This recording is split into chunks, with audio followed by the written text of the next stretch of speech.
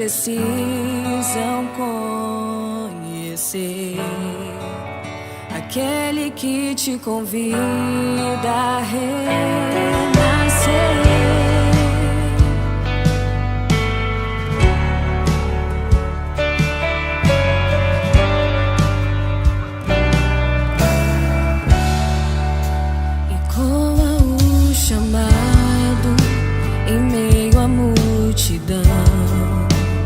Quem proclamará a redenção? São tantos que precisam conhecer aquele que te convida a renascer. O que passou já dorme no passado. É tempo de ousar, meu Deus amado. Chegou o tempo de pregar a salvação e ser livre da angústia e da aflição.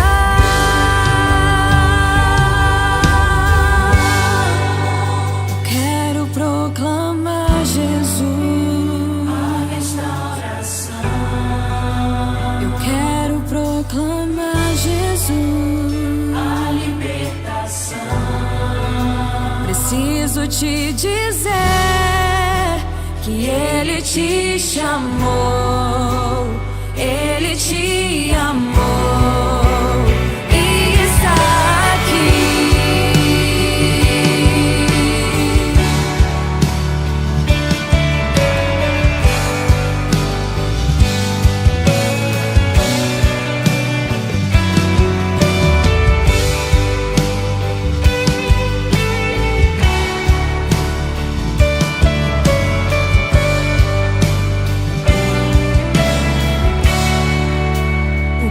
Passou já dorme no passado. É tempo de ousar, meu Deus amado. Chegou o tempo de pregar a salvação e ser livre da angústia e da aflição.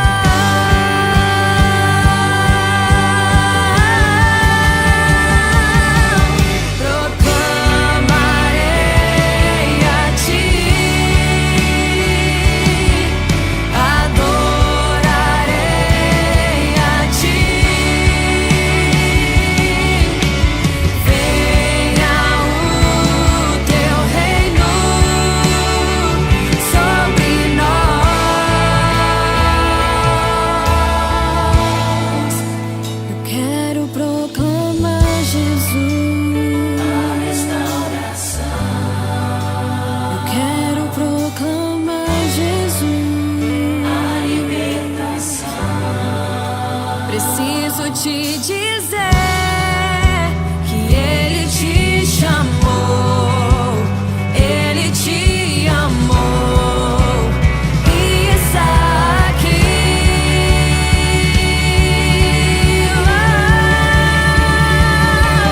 Proclamarei a Ti, adorarei a Ti.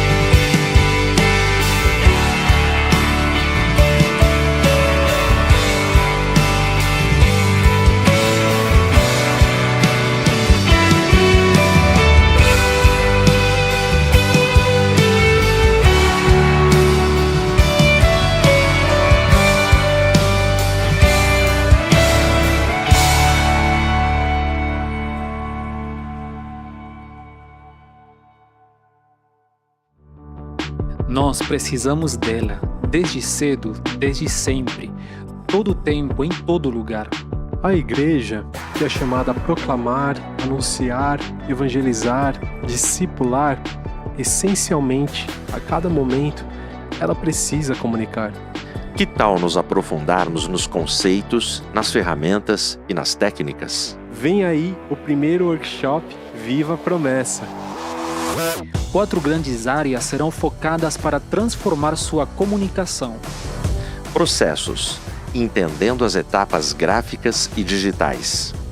Marketing, pensando o conceito integral de toda a comunicação. Escolhas: qual técnica, qual equipamento, qual estratégia. SAL, a comunicação deve ser vista, nós não. O primeiro workshop Viva a Promessa acontecerá nos dias 14, 15 e 16 de agosto de 2026, no Espaço Promessa, em Cosmópolis. Já reserve essa data. Nosso time de comunicação espera por você. Demorou?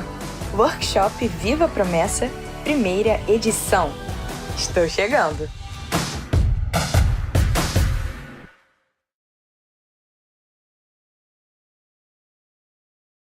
Solteiros no mundo inteiro já chegaram na situação de olhar para alguém, para uma pessoa que o olhar atraiu e pensaram o seguinte: esse é para casar, essa é para casar. No caso, eu não estou falando de gente, eu estou falando de livro. Esse é para casar. É uma leitura leve com temas essenciais, fundamentais para quem está numa fase querendo decidir: será que eu estou no caminho certo? Será que é essa pessoa mesmo? Qual a vontade de Deus para o meu namoro, para o meu noivado, para a minha vida? Se você quer presentear alguém, casais que você ama, namorados que você ora por eles, tá aqui uma boa dica. Esse é para casar. Para você que já está às vésperas aí do casamento, ou para você recém-casado, que quer ainda algumas dicas, esse livro vai te ajudar demais. Ou seja, esse é para casar com a sua fé, com o seu coração, é para casar com a sua esperança, é para casar com a sua decisão. Adquira já no nosso site editorapromessa.com.br.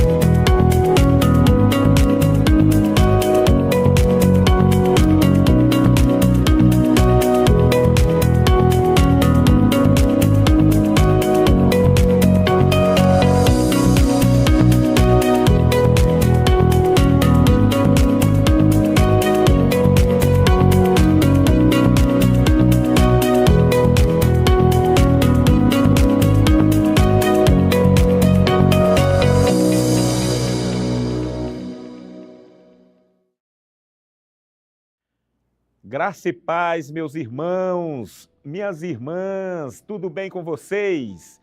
Este é o Aliança de Oração desse dia maravilhoso que o Senhor nos deu. Que você esteja aí abençoado com a sua família, abençoada com a sua casa, no nome de Jesus. Seja bem-vindo a mais uma Aliança de Oração. Nós estamos aqui nesta manhã animados para fazermos este programa no nome do Senhor Jesus. Queremos orar por você, orar pela sua família, orar pelo seu casamento, orar pelo seu ministério. Que Deus continue te usando aí na igreja local, meu irmão. Sejam bem-vindos a mais uma Aliança de Oração. Contamos com a sua presença efetiva, com a sua ajuda aqui nessa programação dessa manhã maravilhosa. Meus irmãos, nós estamos falando sobre gratidão.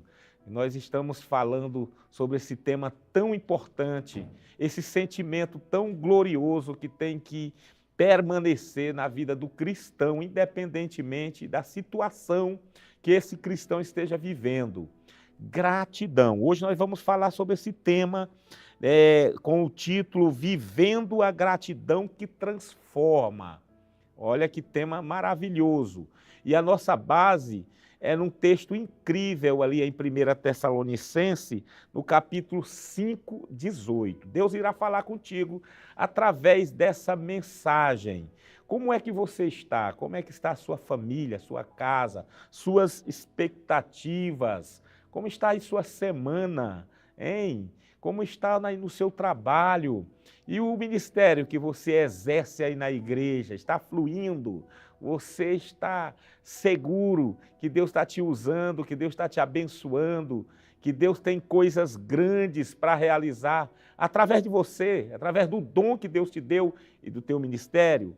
Meu irmão, nós entendemos que tudo na igreja, que tudo no reino, nós precisamos colocar diante de Deus em oração, não é mesmo? É por isso que o Aliança de Oração é um programa importante na grade da TV Viva Promessa. Eu louvo a Deus e parabenizo de verdade a direção dessa TV por priorizar, por lembrar deste trabalho de oração, desse momento de oração. Porque sem oração nós não iremos conseguir nada. E o Aliança de Oração é um programa diário, não é mesmo? De segunda a sexta.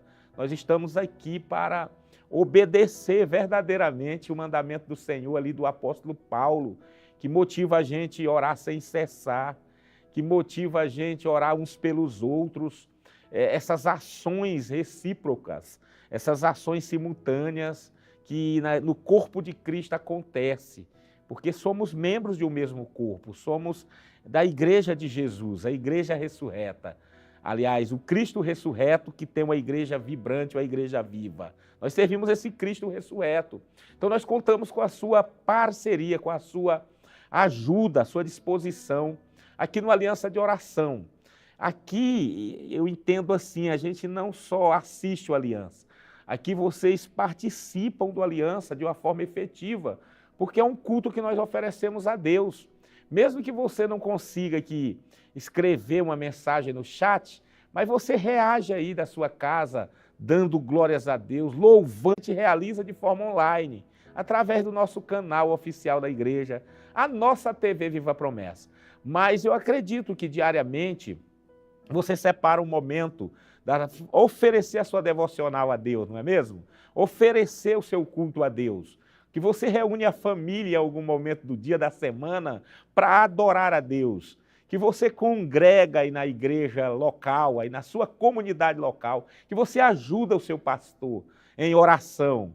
Eu tenho muitos intercessores, pessoas que oram por mim, que me ligam mesmo, que mandam mensagem e dizem, pastor, eu orei por você essa semana, eu orei de madrugada por você, e eu fico assim tão feliz, né, saber que tem pessoas que se preocupam com o ministério da gente, com a família da gente, e que oram de verdade pelo nosso ministério, pela nossa vida, pela nossa família.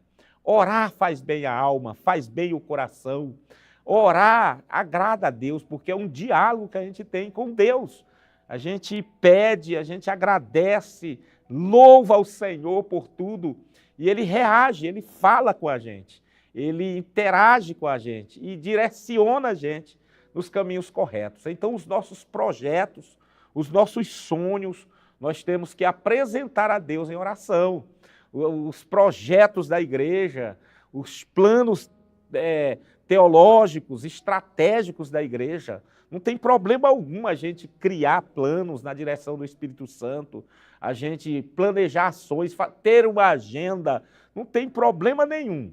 O que nós temos que fazer é colocar diante de Deus todas as ações da igreja, todas as ações da nossa família, crendo e dependendo dele, não é mesmo? Sejam bem-vindos no nome do Senhor Jesus, você que chegou agora, que bom que você está aqui.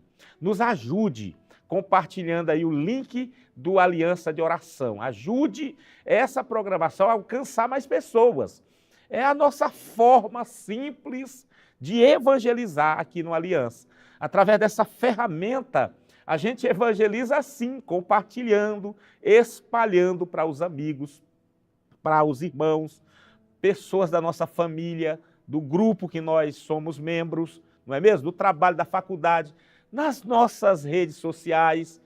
Aqui no Aliança de Oração, a gente comunica o Evangelho, comunica Jesus através dessas ações simples, modernas, não é mesmo? Através do celular ou do notebook aí, está na sua mesa, conectado no WhatsApp, ou mesmo você aí que está nesse momento, né, com seu dispositivo aí, seja ele qual for, você usa a tecnologia e de alguma forma você comunica para outras pessoas que o Aliança de Oração está no ar, que o Aliança de Oração começou, que nós vamos ter um tempo aqui muito valioso, muito importante de oração, conversando aqui sobre oração, orando de verdade, louvando o Senhor, tudo aqui aponta para a oração. Então compartilhe, tá bom?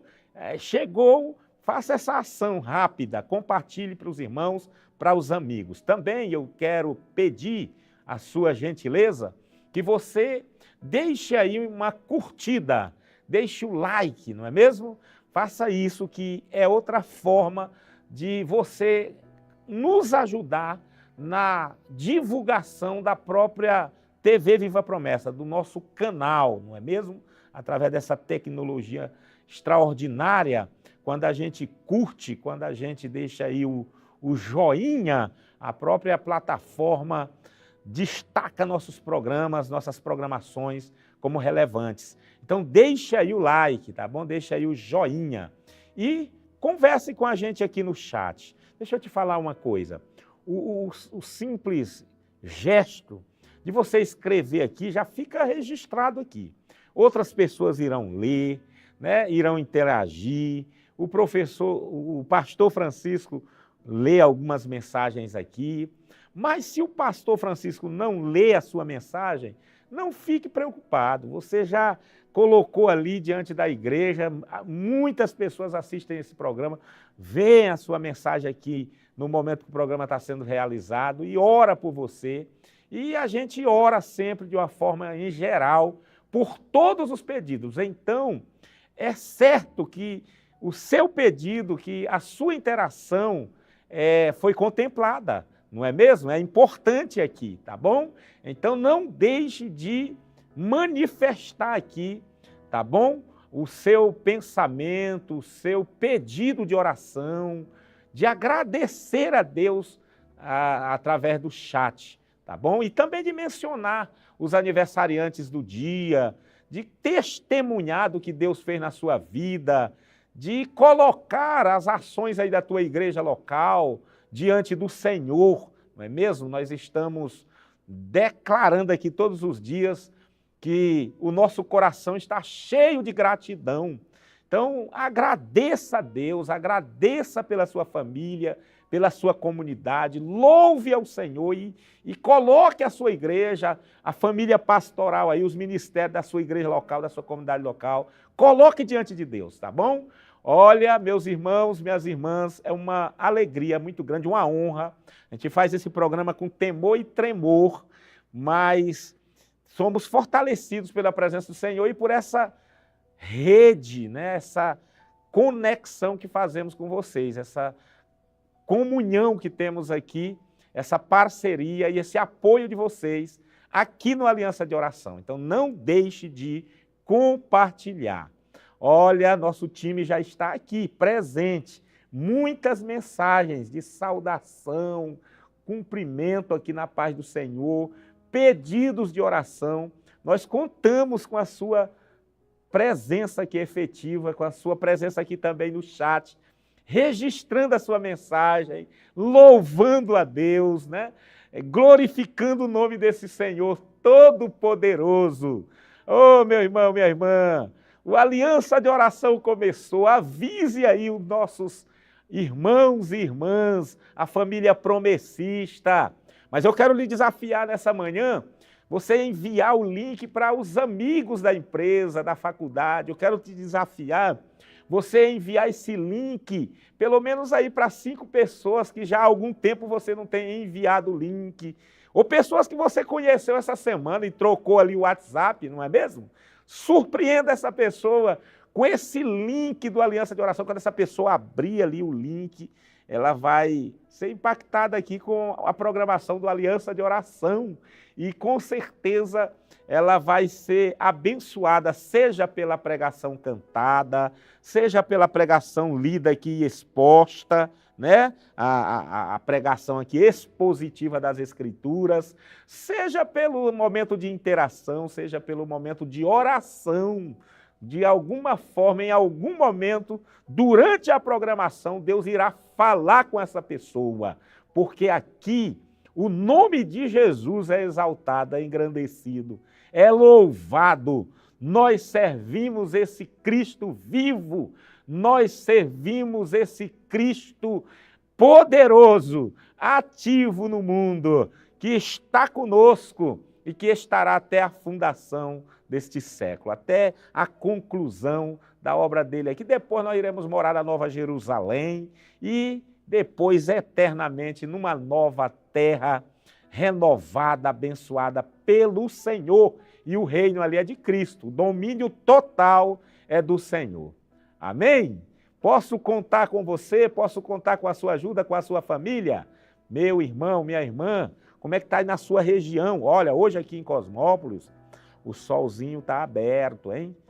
Choveu muito ontem à noite, de madrugada, muita chuva e vento. Ontem, quando eu retornei de uma oração que nós fizemos na residência aqui de um irmão da igreja, quando eu retornei, mas estava chovendo bem, hein? Forte, muito vento, um vento frio. Olha, mas choveu muito aqui em Cosmópolis. Mas hoje amanheceu com o sol aqui aberto, mas eu acredito que a chuva continuará. As previsões aqui até amanhã, até meio-dia, continua chovendo. E como é que está aí na sua região, no seu estado, né? Aí na sua comunidade? Eu espero que você esteja bem, desfrutando da paz do Senhor. É o meu desejo, é a minha oração. Esse é o Aliança de Oração. Nós estamos aqui no estúdio da TV Viva Promessa. Estamos ao vivo. Meus irmãos, aqui no prédio abençoado que o Senhor nos deu, chamado Centro Administrativo Promessista. E aqui no Centro Administrativo Promessista tem um espaço muito legal, que é o estúdio da TV Viva Promessa. E estamos aqui todas as manhãs, de segunda a sexta, a nossa semana é de segunda a sexta, realizando a Aliança de Oração, tá bom? Contamos com você, com a sua ajuda. Muitos irmãos aqui glorificando a Deus, não é mesmo? Declarando aqui a paz do Senhor, saudando a paz, com a paz do Senhor, né?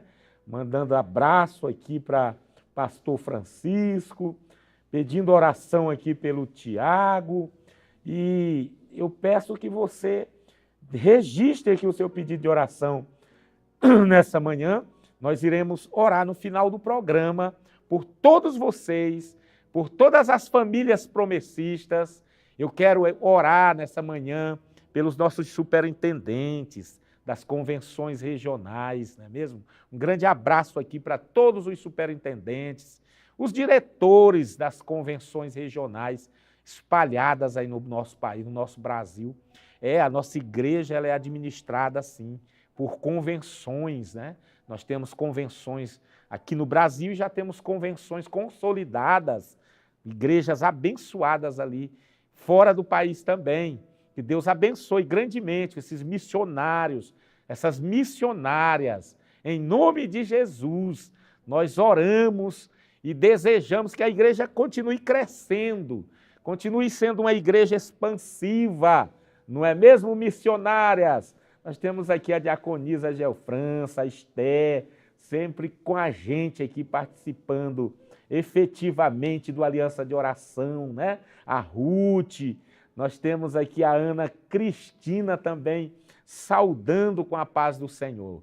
Olha, essas missionárias, esses missionários estão sempre aqui juntos, participando com a gente do Aliança de Oração. Todas as manhãs eles estão aqui ligadinhos, participando com a gente. Então hoje nós queremos somar aqui na lista de oração, né, os nossos superintendentes, os diretores das convenções regionais. Quero orar também pela convenção geral, pastor, nosso presidente, o pastor Adelmilson, a sua família e todo o time do pastor Adelmilson, que são os diretores da convenção geral, os líderes ministeriais, os líderes das instituições.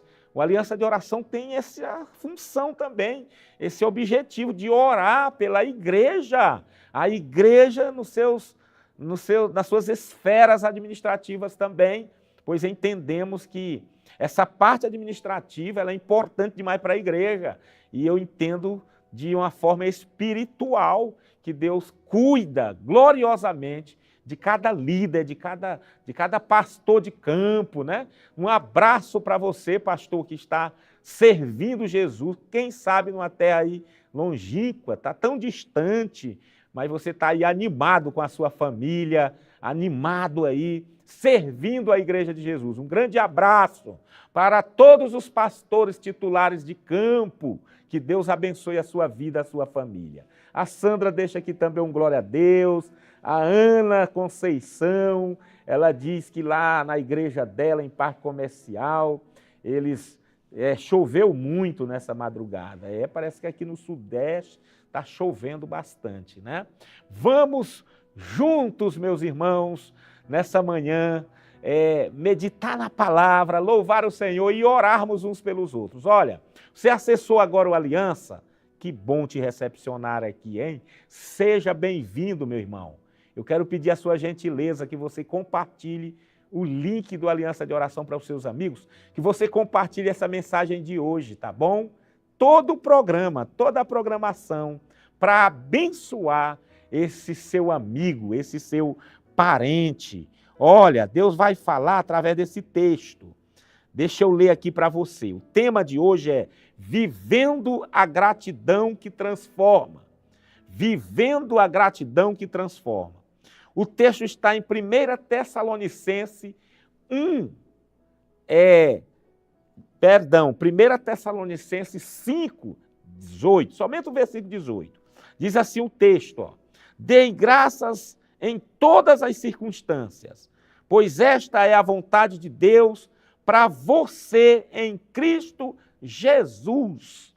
Como diz um amigo meu lá do Rio de Janeiro, o pastor Albino. Um grande abraço, pastor Albino. Ele diz assim, você já deu glória hoje? Você já deu glórias a Deus hoje? Meus irmãos, você já agradeceu a Deus hoje pela sua vida? Você já orou? Você já fez uma oração hoje? Eu tenho motivado aqui você a orar quando você acordar, né?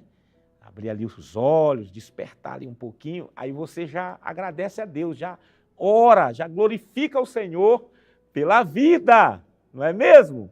Então o pastor Albino, ele gosta de provocar a gente. Você já orou hoje, igreja?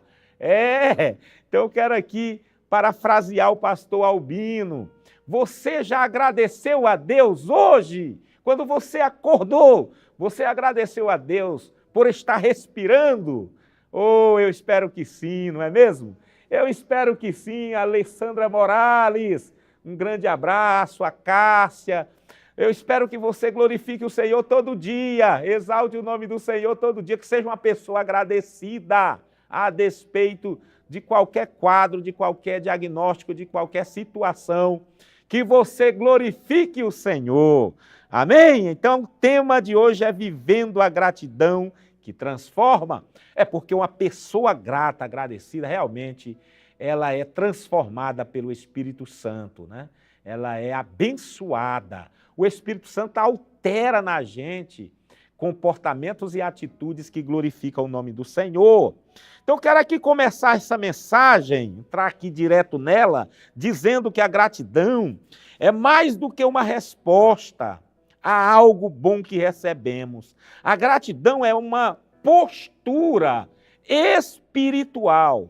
A gratidão é um estilo de vida que revela confiança no cuidado de Deus. Você entendeu o que eu acabei de declarar aqui, mediante a iluminação do texto que eu li? Irmãos, Gratidão é algo espiritual, é algo poderoso que Deus gera dentro da gente. É um estilo de vida, é uma confiança verdadeira no cuidado de Deus. Eu creio que Deus está comigo, que Deus cuida de mim, que Deus supre a minha vida em todas as áreas. Ele supre espiritualmente, Ele supre emocionalmente, moralmente. Deus supre fisicamente, materialmente. E eu sou grato, eu sou uma pessoa agradecida ao meu Deus por este cuidado. Ah, pastor, mas nesse momento eu estou vivendo uma crise, um momento difícil. E aí, eu tenho motivos para glorificar o Senhor? Sim! Você agradece a Deus porque, mesmo nesse momento difícil, Deus está contigo, te ajudando, te dando força, te dando confiança, te dando esperança, te dando convicção que você vai sair desse quadro, que você vai atravessar esse momento em comunhão com Deus, em fidelidade a Deus, glorificando o nome dEle. Então é um estilo de vida. Irmãos e irmãs, os filósofos ateus, eles ficam bravos. Eles dizem assim, como é que pode? Esses cristãos, às vezes num quadro terrível, horroroso, e aí fica glorificando a Deus, dizendo que é vontade de Deus, que é permissão de Deus. Ah, assim é fácil, né? Quer dizer que diante de qualquer situação, Deus é presente, Deus permite. Eles ficam nervosos, eles não entendem, eles não compreendem que o cristão glorifica a Deus independentemente das circunstâncias. Eles não compreendem isso. Sabe por que eles não compreendem isso? Porque eles não têm o Espírito Santo dentro deles. Eles não têm uma fé salvífica. Eles não conseguem discernir as coisas espirituais da parte de Deus. Eles não conseguem discernir isso. Então, para eles, é um negócio assim muito louco, muito doido. Como é que um cristão que está passando por uma necessidade, como é que um cristão que sepultou uma criança, que Deus é esse que permitiu uma criança falecer, e como é que esse pai ainda continua servindo esse Deus, exaltando esse Deus, glorificando esse Deus, adorando esse Deus. Eles não entendem isso. Para eles isso é loucura. Para eles, os cristãos são um monte de alienados, de bitolados, de pessoas, sabe, não resolvidas. Meu Deus, eles ficam mas muito agitados, muito nervosos, porque não compreendem que nós adoramos nosso Deus e agradecemos ao nosso Deus pelo que Ele é. Ele é Deus e ponto, Ele é o nosso Salvador e ponto. Nós não esperamos só nessa vida, nós não esperamos só nesse momento, nós não esperamos só nessa fase que estamos vivendo nesse momento, nessa hora. Não, nós não vivemos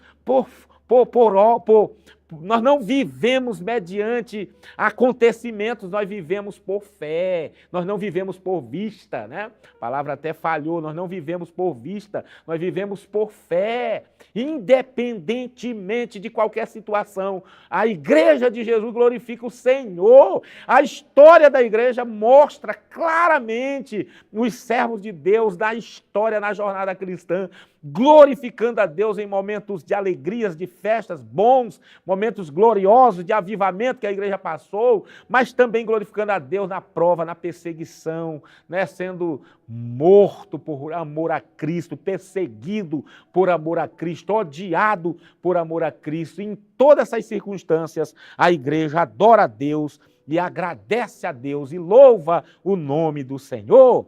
Então é isso, gratidão na vida de um cristão é um estilo de vida. A palavra ela nos ensina que dar graças em todas as circunstâncias é a vontade do Senhor, não para nos sobrecarregar, mas para nos conduzir a uma vida mais leve, mais consciente da presença e da fidelidade de Deus. Quando eu leio esse texto, eu aprendo que quando o apóstolo Paulo foi iluminado pelo Espírito Santo, foi revelado pelo Espírito Santo para escrever essa palavra aqui de 1 Tessalonicenses 5, 18, quando ele teve essa revelação e registrou, e hoje é Bíblia para nós, ele está registrando aqui, não é um conselho, ele não está aqui dando um conselho, ele não está aqui, sabe, dando uma recomendação, dê graça, eu te aconselho que você dê graças a Deus, que você seja uma pessoa agradecida. Não! Quando eu leio esse contexto aqui, eu percebo que o apóstolo Paulo, na autoridade do Senhor, ele está registrando aqui um mandamento. É um mandamento da parte do Senhor. O cristão tem que obedecer esse mandamento, ser agradecido. Agradecer o Senhor é um mandamento da parte de Deus para os seus filhos, para os seus servos. Então, quando eu sou uma pessoa grata, eu estou obedecendo a palavra do Senhor, o ensinamento do Senhor. Aqui não se trata apenas de uma narrativa, né? de uma narrativa bíblica, de um texto, vamos dizer assim, que é apenas uma informação, um texto informativo. Não se trata apenas disso. Aqui se trata de mandamento, de um texto que é palavra de Deus para nós, para ser obedecida. Então, quando nós aprendemos a agradecer a Deus, quando nós obedecemos este mandamento, essa palavra, mesmo em meio aos desafios, mesmo em meio às provas, a nossa visão muda, irmãos. O nosso coração se fortalece e a nossa fé amadurece. Crentes maduros. Oh, essa geração precisa de crentes maduros, cristãos, na essência da palavra, seguidores de Cristo. A turma, a comunidade que serve Jesus, independentemente do quadro, do momento, da situação que esse cristão esteja vivendo.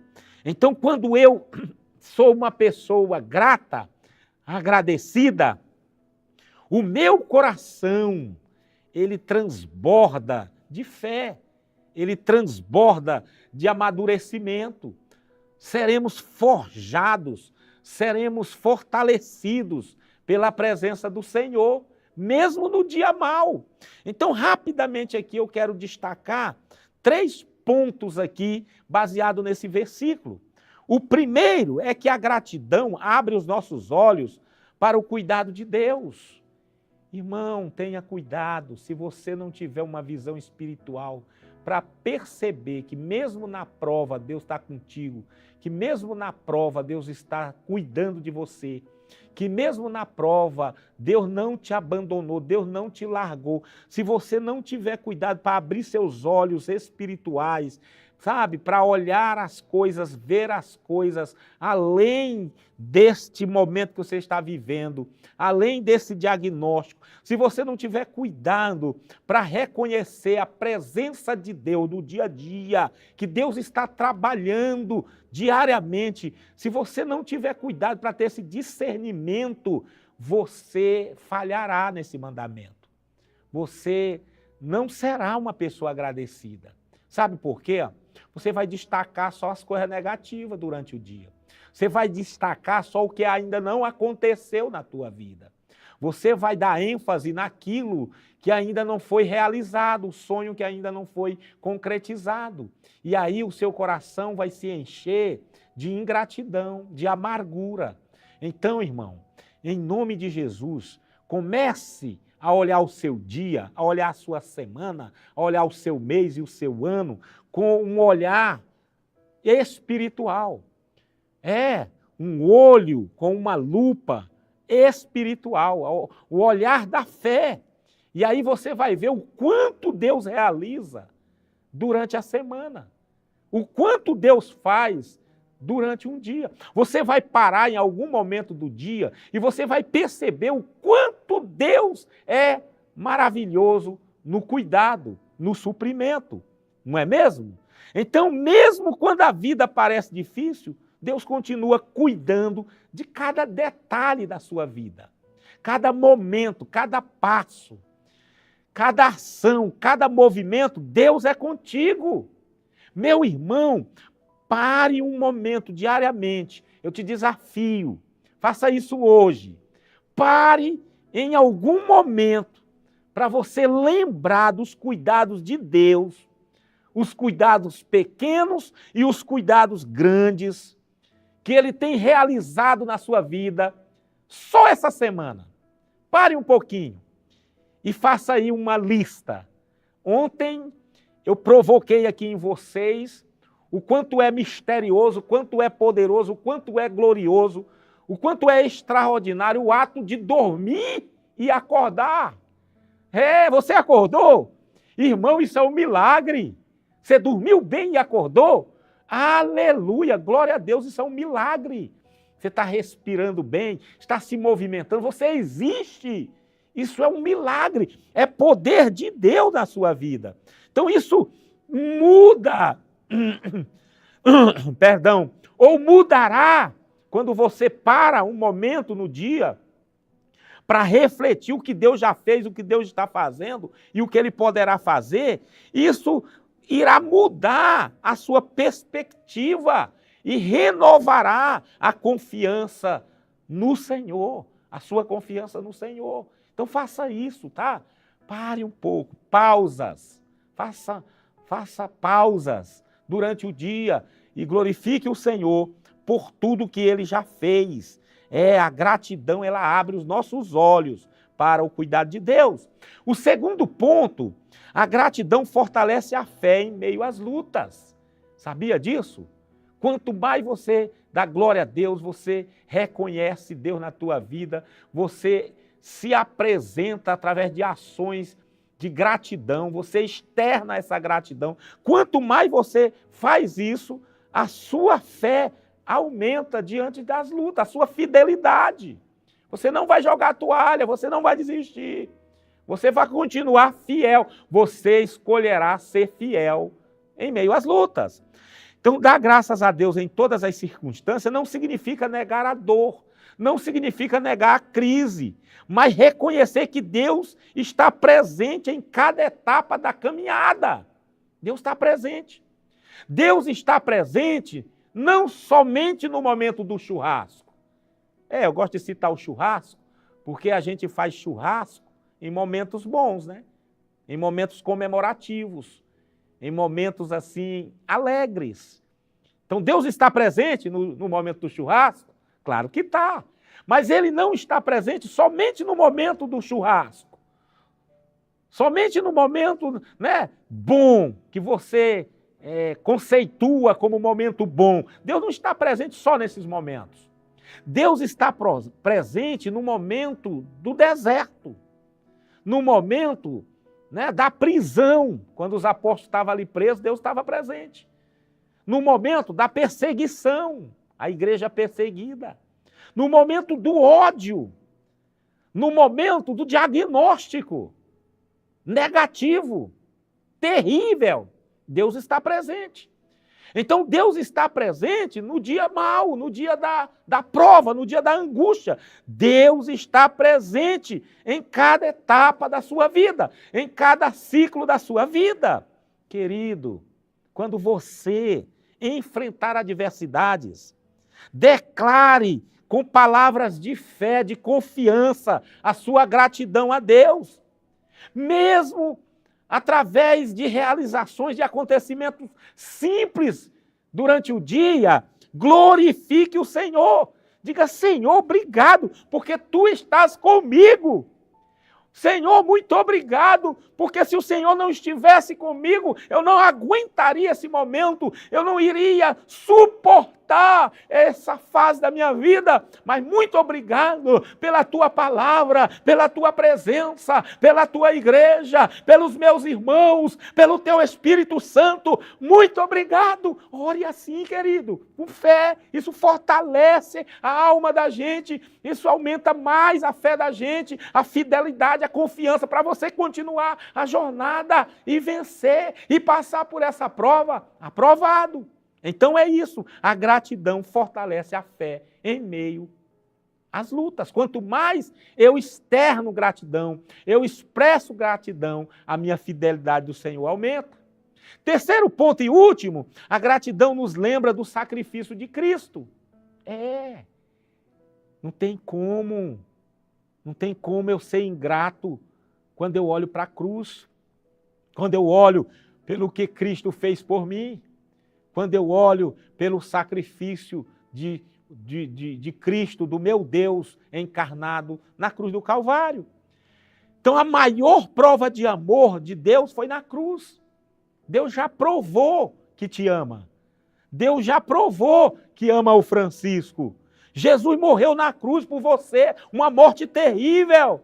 E quando olhamos para a cruz, nós percebemos que temos motivos eternos para glorificar o Senhor, para sermos gratos, porque a morte na cruz, e Jesus não ficou ali pendurado em uma cruz, ele foi sepultado, mas ele não está na sepultura, ele ressuscitou. Nós servimos um Cristo vivo e que garante que nós ressuscitaremos também nele. Nós temos a vida eterna nele, nós desfrutaremos da vida eterna nele. Então a gratidão, ela é eterna, ela aponta para o que Cristo fez na cruz. E o que é que Cristo fez na cruz? Nos reconciliou com o Pai, nos salvou, nos redimiu, nos abençoou com o maior presente que a eternidade, que a triunidade poderia nos dar, que é a vida eterna.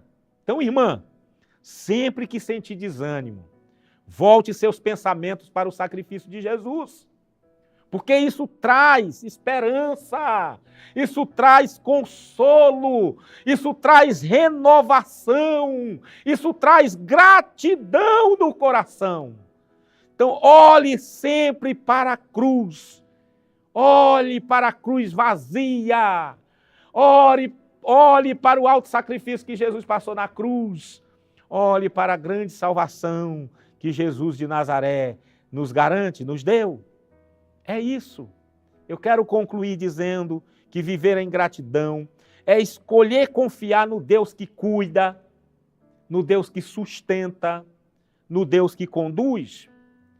Mesmo que o momento seja difícil, ainda assim há motivos para a gente agradecer a Deus. Há motivos para a gente agradecer a Deus. Pastor, mas aqui em casa está difícil demais. Vou te desafiar, pare um momento hoje, analise nesses aspectos espirituais que eu apresentei para você nessa manhã, conforme a iluminação desse texto, e você verá que há motivos para você glorificar a Deus. Há motivos para você continuar servindo esse Deus. Há motivo para você continuar sendo fiel, você permanecer fiel a esse Deus. Que cada dia seja marcado por um coração grato, reconhecendo o amor e o cuidado de Deus que nunca falha. Seja grato. Irmão, seja grato. Irmã, seja grata. Isso transforma a sua vida. Isso transforma a sua visão. Isso transforma o seu relacionamento com o Pai. Isso impacta vidas. Isso impacta no mundo espiritual. Porque o seu estilo de vida é um estilo de vida que glorifica o Senhor. Vamos louvar o Senhor? Chama o louvor, vamos cantar em nome de Jesus. O nome dessa música é Sobre o Mar.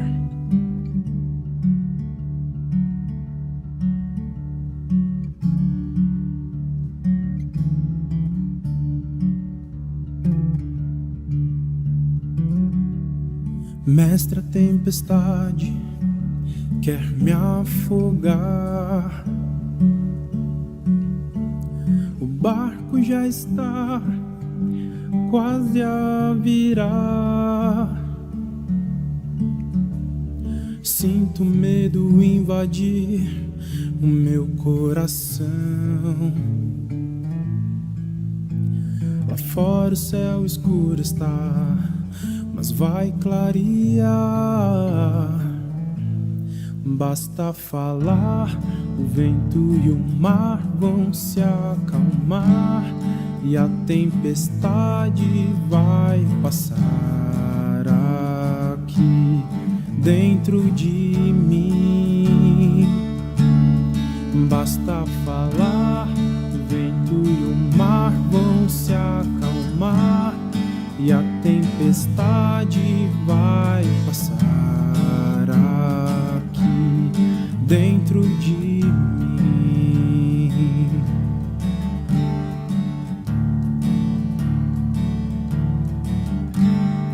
Mestre, a tempestade quer me afogar.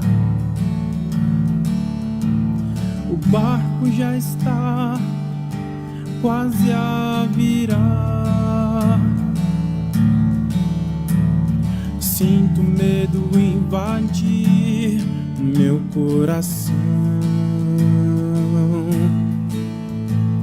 Lá fora o céu escuro está, mas vai clarear.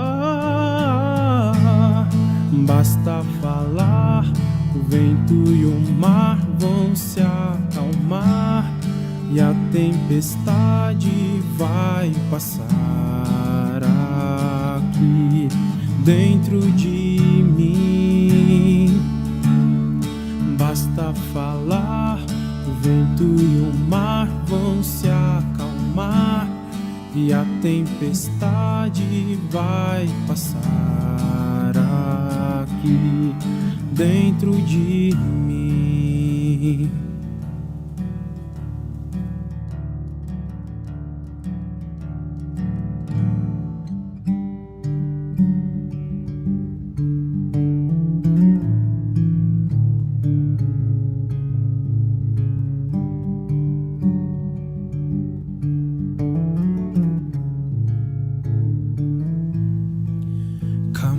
Caminhando sobre o mar, à frente ele está.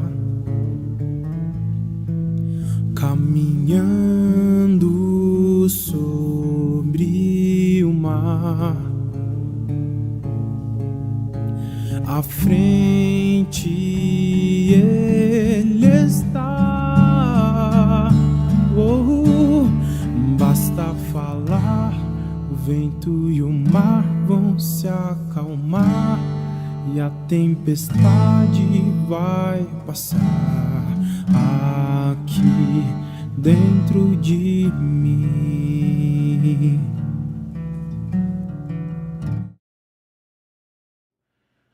Soberano Senhor, Salvador, Pai do nosso Senhor Jesus Cristo, bendito seja o teu nome para sempre, meu Deus. Glórias ao Pai, glórias ao Filho, glória ao Espírito Santo. Oh, meu Senhor, nós refletimos aqui na tua palavra e falamos sobre sermos gratos, sermos agradecidos ao Senhor por tudo. Aleluia! O apóstolo Paulo diz que isso te agrada. O apóstolo Paulo nos exorta, nos ensina, nos manda sermos pessoas agradecidas.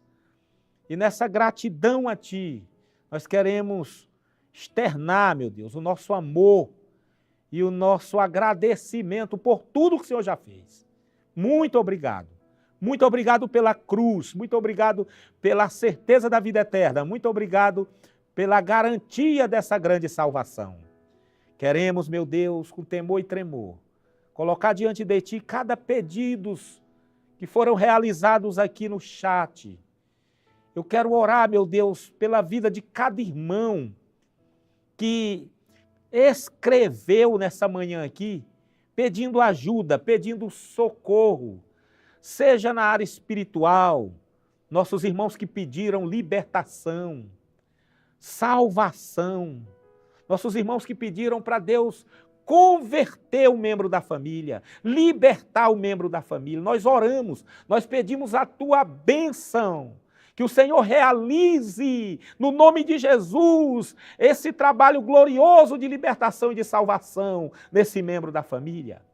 Seja um pedido, meu Deus, de cura, que o Senhor visite esse irmão que está internado, esse irmão que está agendado aí para um procedimento cirúrgico, que o Senhor use os médicos, que o Senhor abençoe esse irmão.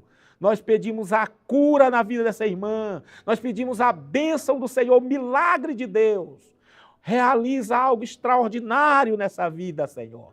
Todos os pedidos aqui, meu Deus, por cura, seja qual for a enfermidade física, ou emocional, ou espiritual, que o Senhor tenha misericórdia, que o Senhor abençoe, que o Senhor cure e que o teu nome seja exaltado, seja glorificado, seja testemunhado através dessa família, através desse irmão, dessa irmã. Eu oro, meu Deus, pelos irmãos que pediram aqui, meu Pai, na área financeira, que pediram, meu Deus, agradecendo a Deus pelos aniversariantes do dia, da semana. Eu suplico, eu oro pela família promessista aqui representada, as igrejas locais aqui representadas, nesse momento singelo de oração, esse momento, meu Deus, esse tempo que separamos para orarmos, para intercedermos aqui uns pelos outros. E eu quero orar aqui pelas igrejas locais, pelas comunidades locais espalhadas no Brasil, também em outros países, que o Senhor abençoe essa comunidade fervorosa, essa comunidade importante que está cumprindo a missão, meu Deus, cumprindo o objetivo principal que a igreja tem, que é evangelizar, que é comunicar o reino de Deus. Eu oro por essa família missionária, esse pastor titular de campo, essa equipe pastoral, os ministérios aí da igreja local, abençoa, meu Deus, no nome de Jesus. Eu quero orar também pelos superintendentes regionais, pelos diretores das convenções regionais, aqui no Brasil, fora do Brasil, que o Senhor continue abençoando os nossos pastores, os nossos irmãos. Eu oro pela junta de missão, que a junta de missão continue, meu Deus, propagando o nome de Jesus nos países não alcançados, que a junta de missões continue contemplando, meu Deus, áreas aí fora do país, aqui também no Brasil, lugares que ainda não foram alcançados pelo Evangelho de Jesus, e que continue consolidando trabalhos já abertos, igrejas já plantadas, trabalhos de revitalizações de igreja. Abençoa toda a equipe da Junta de Missões. Eu oro pelo pastor Adelmilson, toda a sua equipe, pela convenção geral, pelos ministérios, pelas instituições dessa igreja. No glorioso nome de Jesus. No glorioso nome de Jesus. Amém e amém. Aleluia. Glória a Deus. Graças a Deus, irmãos, pela sua presença até aqui. Obrigado pelo seu apoio, não é mesmo? E eu quero concluir o programa de hoje lhe motivando, irmão, que você seja também um amigo da missão. Olha, invista no reino de Deus, querido, tá bom? Invista no reino de Deus. Sabe como é que a gente investe também no reino de Deus? De forma financeira. A gente ora, a gente vai, a gente evangeliza onde a gente estiver, mas a gente colabora também através de uma oferta missionária, através de um financiamento de um projeto. A oferta é uma forma prática de investir no avanço do reino de Deus. E aqui no Aliança de Oração, aqui na TV Viva a Promessa, você faz isso através de uma oferta de amor. Está aí na tela o QR Code, a chave Pix. Faça um print aí para depois você, com toda tranquilidade, você ofertar aí para a obra, tá bom? Porque através dessas ofertas, a igreja, ela pode continuar, irmãos, a realizar a sua missão. Qual é a missão da igreja? É a missão de Deus. E qual é a missão de Deus? Pregar o evangelho de Jesus e atender às necessidades das pessoas. Então, querido, você que tem condições, você que pode fazer isso, Deus te deu essa graça e você tem condição de financiar esse projeto tão bonito que é ser um amigo da missão. Faça isso hoje mesmo, seja também um amigo da missão, oferte, faça uma oferta generosa para o reino, para a glória de Deus. Que Deus continue abençoando a sua vida, abençoando os seus negócios, abençoando a sua vida financeira e que você seja também uma pessoa grata nessa área. Já que falamos sobre gratidão, né, nessa manhã, que você seja também uma pessoa agradecida nessa área financeira, que você externe isso através de uma oferta, através de um financiamento, num projeto especial da igreja. E no nosso caso aqui, nós te chamamos para você ser um amigo da missão, tá bom? Faça a oferta hoje mesmo para a glória de Deus. Queridos, se Deus quiser, amanhã nós estaremos aqui, eu e o Tiago do lado de cada telinha e centenas de pessoas do outro lado da telinha, glorificando o Senhor, adorando o Senhor, nesse culto matinal, o Aliança de Oração. Aqui a gente ora e o bate-papo aponta para a oração. Até amanhã, se Deus quiser. Graça e paz. Tchau, tchau.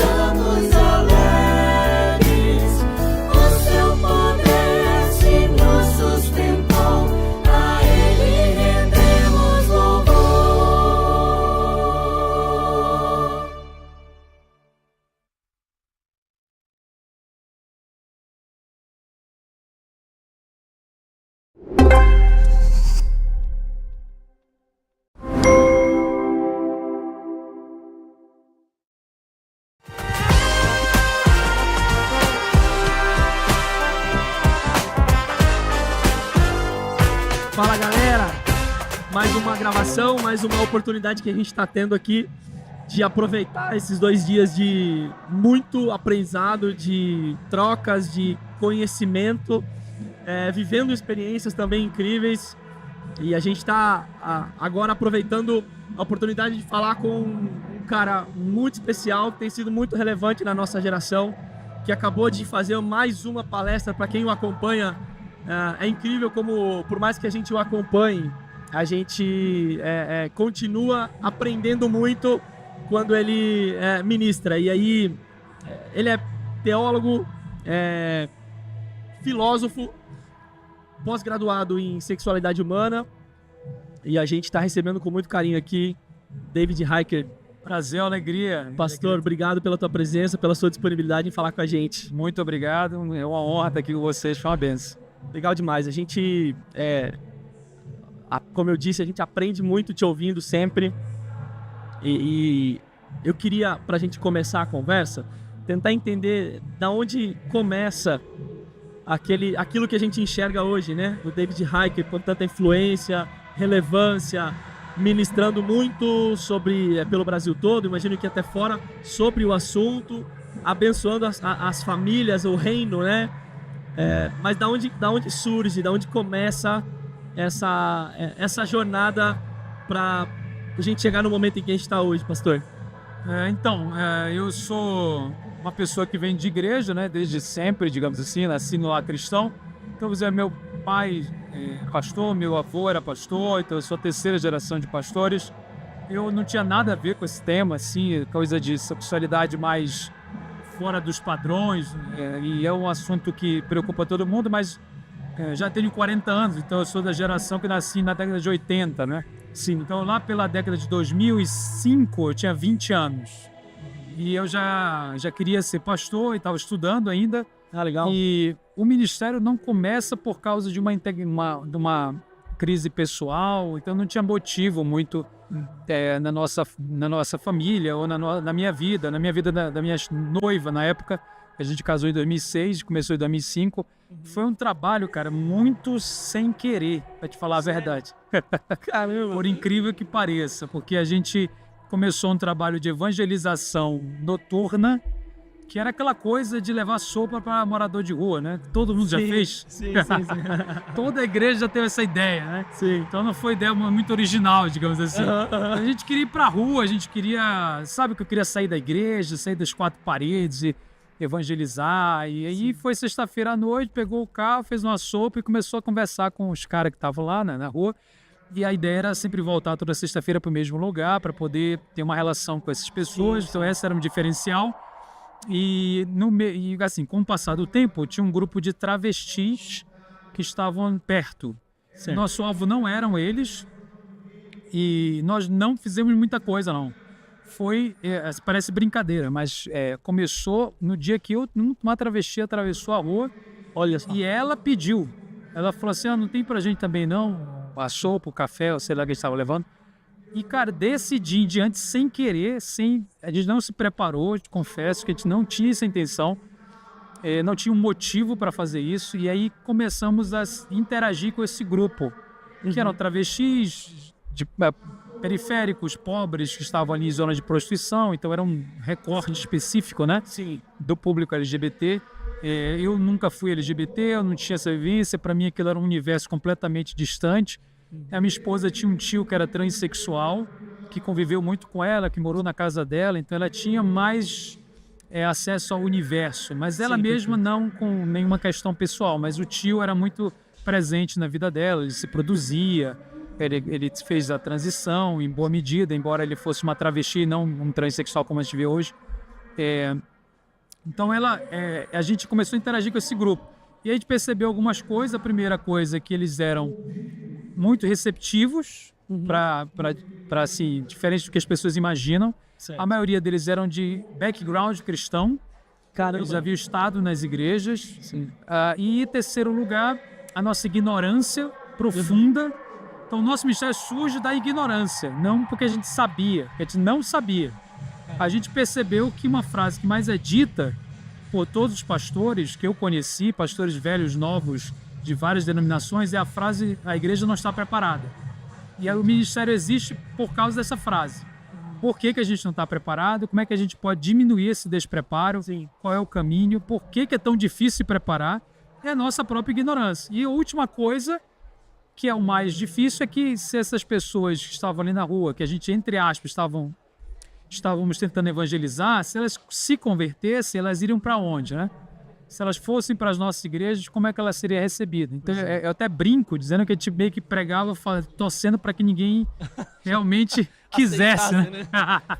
Porque a gente fica, Jesus, isso o cara diz sim, né? E se ela diz sim, né? Eu vou lá, não, mas esquece aí, né? Eu tava brincando. Porque aí faz o quê, né? Como é que discipula, leva pra onde? Porque a igreja não recebe, olha atravessado. Sim. E aí começam os problemas. Então, o ministério tem essa origem, mas se transformou muito. Eu tô falando de coisa de 20 anos atrás. Sim. Ele então começa e a gente vai atrás de entender. nós vamos atrás de capacitação, encontramos algumas iniciativas no Brasil e fora do Brasil. A gente foi ao Canadá na época, que era um lugar que era um centro. Hoje, o que o Canadá fazia em 2005, 8, 10, hoje é proibido. Pra você ter ideia, foi fechado o ministério lá por causa de leis do país. Então ainda existia a abertura lá, né, na América do Norte. Nos Estados Unidos também tinha muita coisa, mas entrou em crise profunda também, a gente pode até falar sobre isso, por causa dos erros que foram cometidos, que são erros que a gente evitou ou buscou evitar no Brasil. Sim. Então eu acho que nos últimos 10, 15 anos, os ministérios que surgiram nessa área foram mais maduros porque eles aprenderam com certos erros. Desses ministérios Que eram mais antigos, principalmente nos Estados Unidos. E então a gente foi procurando e foi encontrando alguma coisa, era bem desconhecido.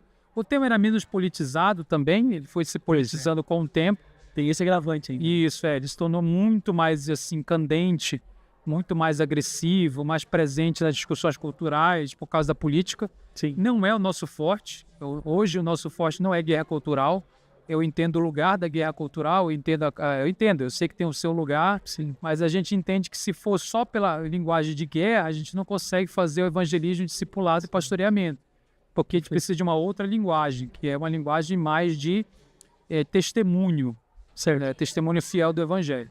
Então, essa é a história, digamos assim. Ele foi se convertendo em ministério de ensino aos poucos, porque é por causa do nosso perfil, da minha esposa e eu, é um perfil mais voltado para dentro da igreja, tal, e para as necessidades pastorais, discipulado, etc. Sim, legal.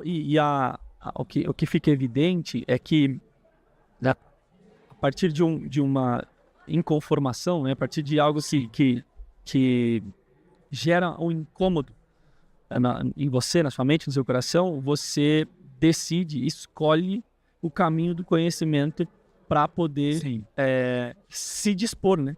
Naquele momento, imagino que tu não fazia nem ideia de, tipo, por onde eu começo. Não, eu sei que tem um curso pronto, que tem um livro pronto. Não, tinha pouca coisa, muito pouca coisa. E algumas coisas que até nos atrapalhavam, eu diria.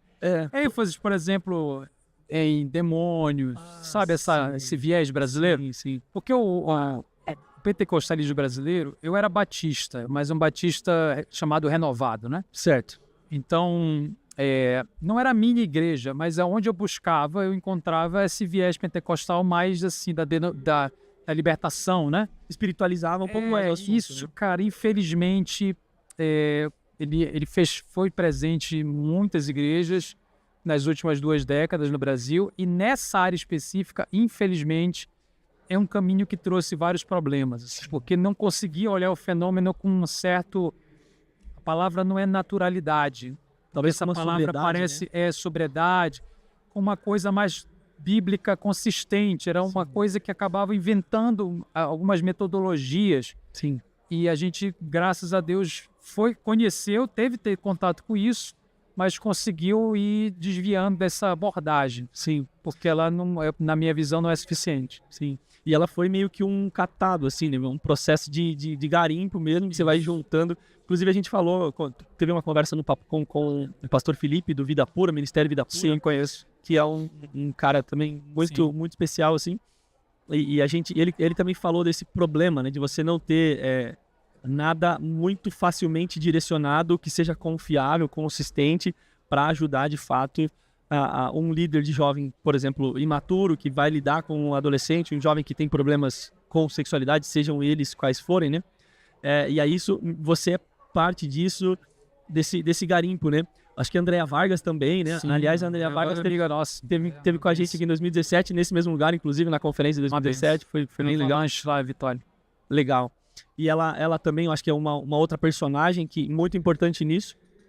E a gente percebe que ao longo da sua fala, acompanhando o seu ministério, que apesar de ser tão importante, tão fundamental, esse aprofundamento, essa busca por desbravar o assunto para além das arestas, né, que estão juntas ali, a espiritualidade, isso é coisa do demônio, isso aí é porque, enfim, a geração é assim, e diversas outras coisas que vão atrapalhando a discussão sóbria do assunto, né? Eu percebo que você tem diversas experiências.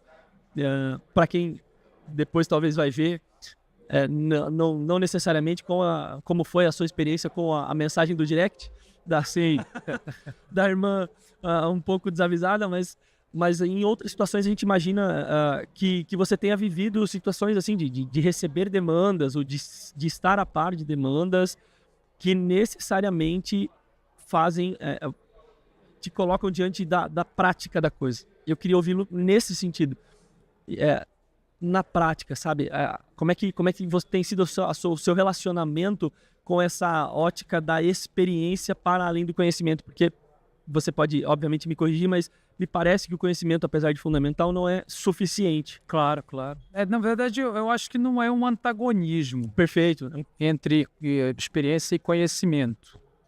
É que uma coisa é a outra, ela está ligada à outra. Se complementa. Se complementa, elas não são antagônicas de maneira nenhuma, né? Uhum. O problema da experiência, e aí eu vou falar mais experiência pastoral, digamos assim, né? De lidar com pessoas. Eu diria para você que o problema é que a gente diz assim, eu quero aprender, eu quero saber como, e eu quero resolver a pessoa, entende? O problema é a expectativa, que às vezes a gente vai para o ministério e, poxa, eu tenho um adolescente, então eu vou conversar com ele, eu vou solucionar. Sim. Então, eu acho que é um pouco frustrante para muita gente, porque a experiência do evangelho, ela é uma vida inteira. É uma vida inteira. Isso muda tudo, né? Essa visão muda tudo, né? É a vida inteira. Você vai lidar com a sua sexualidade para sempre, de um jeito ou de outro. Não é que você vai lidar com exatamente as mesmas coisas. Sim. Mas a sexualidade é uma dimensão humana, é como se ela fosse eu vou usar uma palavra meio freudiana, se fosse uma energia, ou um poder, sim, ou uma dimensão. Essa palavra tem os seus problemas, tá? Eu aqui freudiano, meu Deus do céu. Tem os seus problemas. Então o que eu quero dizer é uma faculdade humana que ela nos desafia todo dia. Então, ela é prática por natureza. Ela é uma experiência por natureza. Sim. Quando a gente fala, poxa, para você parar de pecar, quer dizer, que a experiência de santificação, que é abandonar um pecado que você já praticou muito, que já te escravizou, você precisa aprender a amar a Cristo mais do que a si. Pô, legal, isso aqui é o conceito. Certo. Porque toda vez que eu peco, tem alguma coisa no meu coração que eu amo mais do que a Cristo. Isso parece teórico, na vida prática, você vai ter que responder o que eu estou amando. E qual é a minha disposição de renunciar a isto. Sim. É a renúncia do dia a dia. Então, todo dia. Não adianta eu fazer isso hoje, amanhã eu desistir. Todo dia eu vou ter de acordar, seja heterossexual ou não, nós vamos ter de acordar e vamos ter de decidir quem nós vamos realmente amar, quem nós vamos realmente considerar mais importante. Sim. O que realmente vai ser fonte da nossa felicidade. Todo dia isso vai ser. Aí a pessoa entendeu isso. Aí ela diz assim para mim. Aí ela continua dizendo, mas na prática como é que eu faço? Porque eu acho que ela quer uma receita meio de um lado, o pastor ele quer falar uma frase e fazer a pessoa parar de pecar. Perfeito. Que é aquela coisa da urgência. E o outro, ele fala assim, sim, mas aí eu já entendi, mas agora na prática quem tem que dizer é a pessoa. Porque o contexto dela é que... Você, quando obtém o conhecimento, você tem que me dizer. E aí, na sua vida prática, o que isso tem a ver com a sua vida prática? Porque cada um vai experimentar no dia a dia as pequenas e grandes tentações que têm a ver com essas decisões. Sim. O que eu vou fazer fonte de felicidade? Por exemplo, uma outra coisa prática. Como é que eu tenho prazer em Deus? Porque se o pecado sexual é uma busca por prazer, por felicidade transitória, sim, fora de Deus, eu não venço, eu não abandono o que eu não substituo. Certo. Eu preciso substituir. O problema não é a busca de prazer. O problema não é a busca de prazer. As pessoas acham que o problema é porque o fulano é hedonista. Aí ele vive buscando prazer, então ele tem que aprender a parar de buscar prazer para virar espiritual. Sim. Isso não existe. Porque todos nós fomos configurados por Deus para buscar prazer nele. Sim. Nós fomos configurados, criados para ter prazer em Deus. Se nós não temos prazer em Deus, nós vamos substituí-lo por alguma outra coisa.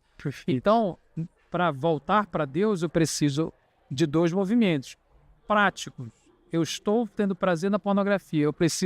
Claro, eu sei que eu preciso parar de consumir pornografia, que é a parte do não, que é a parte da renúncia. Sim. Mas eu preciso substituir por outra coisa, igual dieta, né?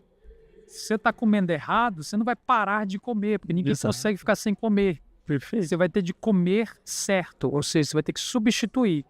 Então, nós sabemos ter prazer em Deus, nós sabemos como ter prazer na vida que Deus nos deu, contentamento.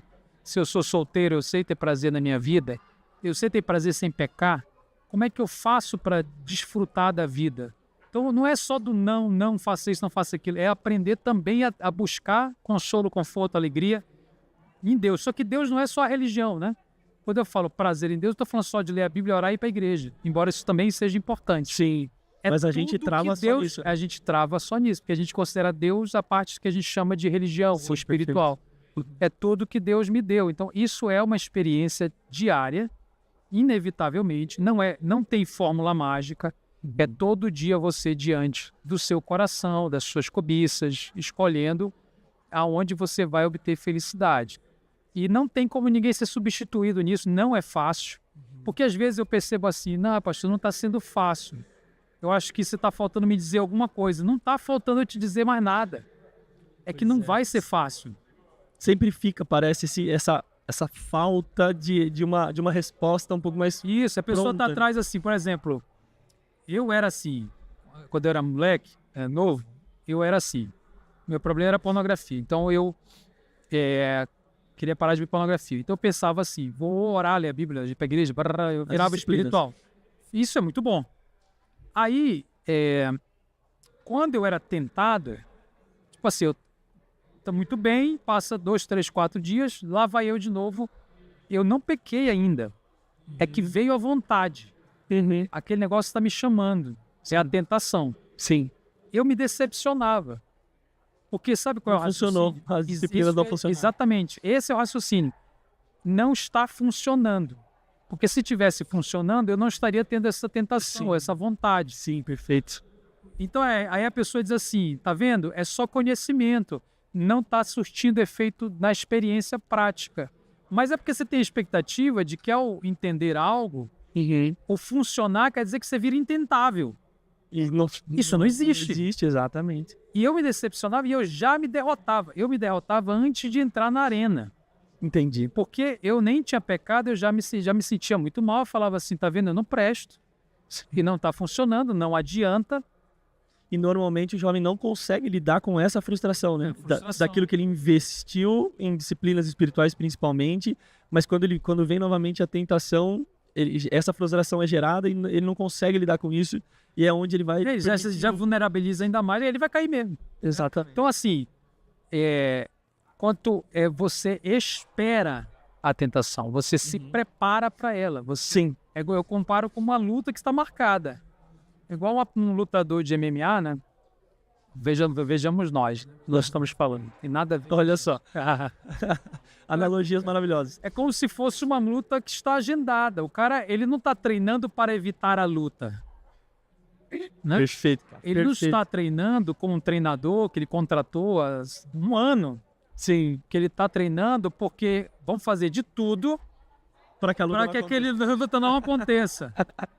Bora, eu obtive todo o conhecimento, eu li todos os livros, eu fiz todos os cursos, portanto, tá vendo? Funcionou. Eu não preciso mais lidar com isso. Cara. Eu tinha atração homossexual, agora já não tenho. Eu tinha atração pela pornografia, agora já não tenho. Tá tudo resolvido. Eu namorava, estava apaixonado por uma pessoa casada, agora já não tô, porque eu li todos os livros. Não, cara, não é assim. Você vai fazer todos os livros, você vai orar, você vai jejuar, você vai para a igreja, você vai fazer aconselhamento. O pastor vai te ajudar, vai te escutar, só que ninguém vai apertar um botão e fazer a luta não existir. A luta. Ela vai acontecer.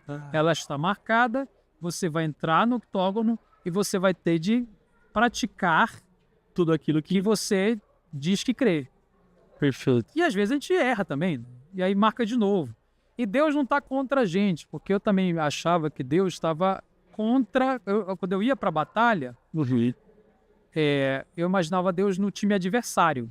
Sim. Que eu imaginava Deus decepcionado. Deus olhava para mim e falava assim, caramba, não é possível que você está sendo tentado de novo com isso. Eu já te disse eu via Deus como um juiz que estava me recriminando postado naquele lugar. Entendi. Eu não via Deus no meu time. E eu aprendi que a tentação é um lugar de intimidade com Deus, prática. Interessante. É que a tentação sexual a gente não consegue entender que Deus está presente, porque talvez a pessoa já está até excitada sexualmente, aí ela pensa... Porque ela mais quer uma distância enorme Deus disso, já né? foi embora, porque é uma excitação sexual, e a gente acha que Deus tem vergonha, né? Que Deus tem algum problema com isso, e que o Espírito Santo já se ausentou.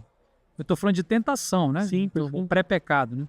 E aí a gente não vê o Espírito Santo como acessível a nós e não vê aquele momento como intimidade com Deus, prática. A gente vê o momento como decepção, como derrota.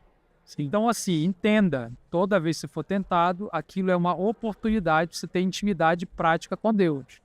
Talvez mais profunda do que quando você está muito bem na igreja. Sim. Talvez não, certamente mais profunda. Sim, perfeito. Cara, isso muda tudo, né? Pensar por essa ótica muda tudo. Isso é impressionante. E eu quero aproveitar, existem muitas questões profundas, complexas, dentro do assunto e que talvez ouvir alguém que tem a vida dedicada ao assunto nos motiva, né? Mas uma delas que eu tenho percebido muito, muito fortemente é justamente o exemplo que você deu na palestra. De filhos bem criados, entre todas as aspas aqui, porque isso é muito relativo, né? Mas filhos que é mais fácil a gente dizer que um filho que não tinha uma estrutura familiar, e aqui não só religiosa, mas às vezes a pessoa não tem religião, mas ela é uma família estruturada. Claro. Mas que acabam tendo que lidar com vários problemas sexuais, mas uma pergunta que eu queria te fazer, e que a gente percebe uma dificuldade muito grande dos pais, inclusive por onde começar. Tipo, os pais não conseguem, e aí quando a gente vai para dentro das igrejas isso fica mais intenso, porque aí os pais têm que lidar com essa parte dessa frustração que a gente falou, porque eu fiz tudo certo, eu ensinei o menino, a menina no caminho que deveria andar, eu dei o apoio, o acolhimento, enfim. Pais que precisam lidar com filhos que começam, estão demonstrando ou já estão num processo de aceitação da homossexualidade. O que você, para a gente ter uma pílula de apoio aqui, né, para esses pais, o que você diria para que esses pais que vão nos ouvir, que vão consumir esse conteúdo, poderiam fazer e de repente por onde eles deveriam começar, sabe, tirar um pouco daquele susto inicial, assim, de, cara, eu tô lidando com isso, e agora você viu ali, te apresentei o meu príncipe com 2 mesezinhos e começa a passar um monte de coisa na minha cabeça. Eles falam, cara, como é que vai ser? Como é que vai ser a adolescência do meu filho? Como é que vai ser a juventude do meu filho? Como é que vai ser?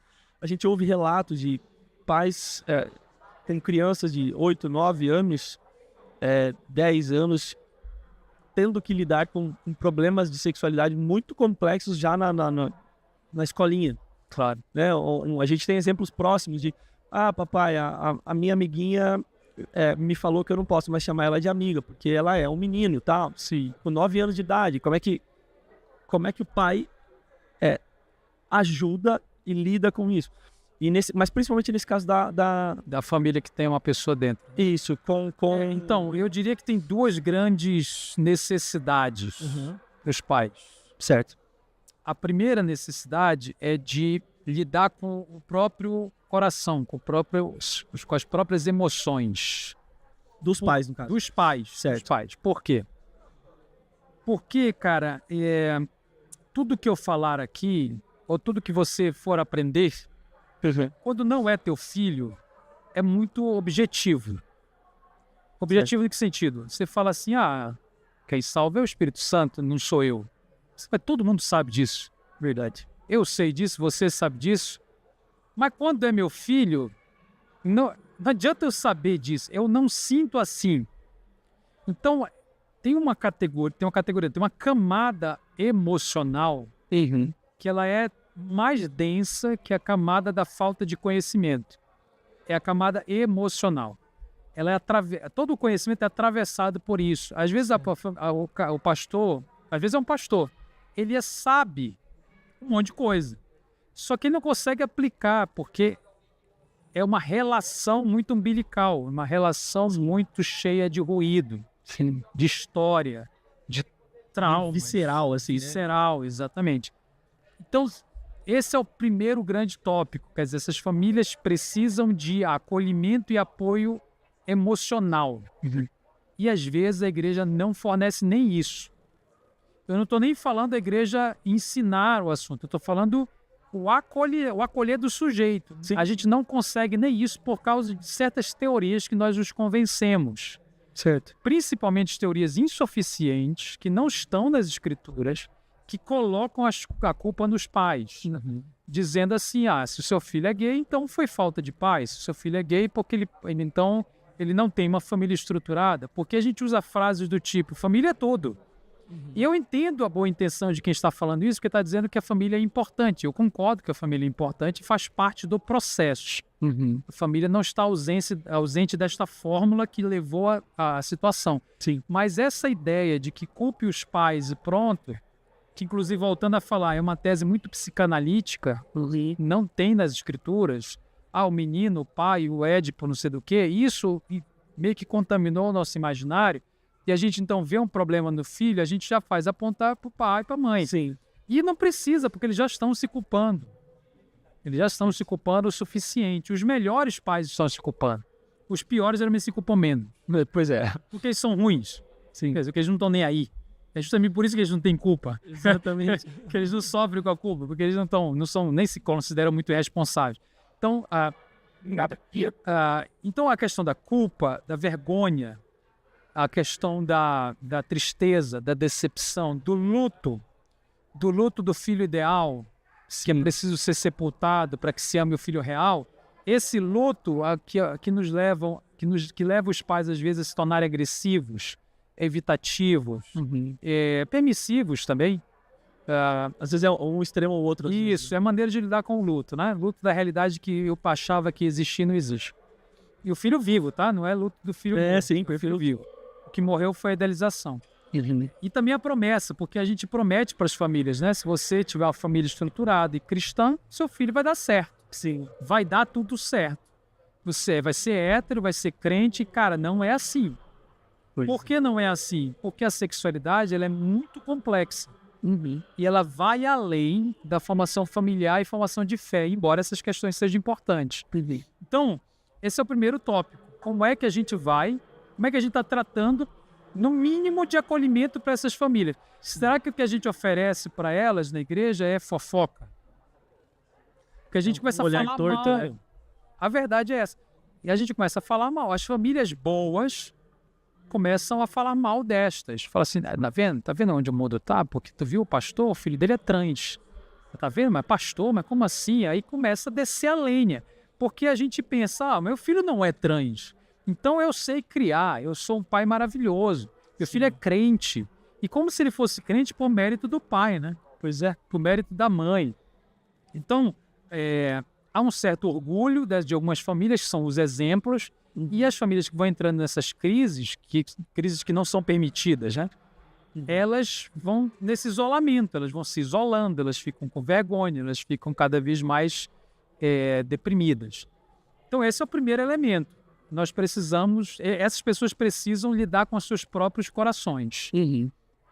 Buscar isto. Certo. Como é que eu vou buscar isso? Cara, você vai buscar, teoricamente, isso é um tratamento pastoral. Certo.